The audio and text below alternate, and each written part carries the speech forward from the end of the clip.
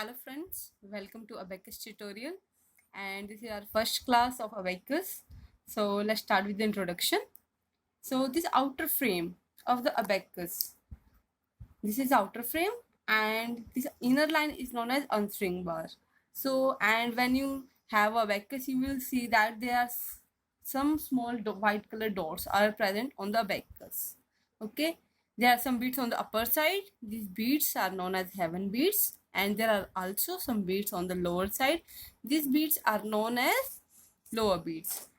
While using Abacus, you have to make sure that no one of your beads will touch. Initially, when the Abacus is reset, no one of your bead is touching the answering bar.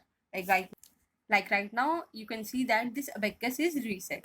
Now, before using Abacus, you should know some important things about Abacus.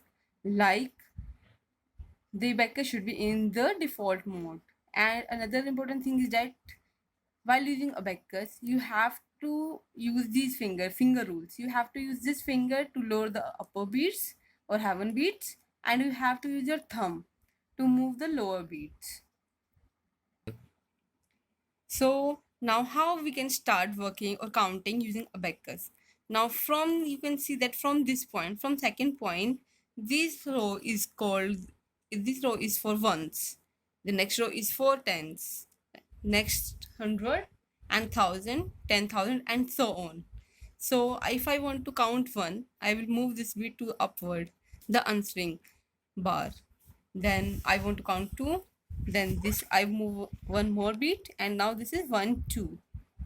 Then if I want to count 3, then I move another beat. 4 for 4, I move one more beat, and if I want to count 5, now this is 4.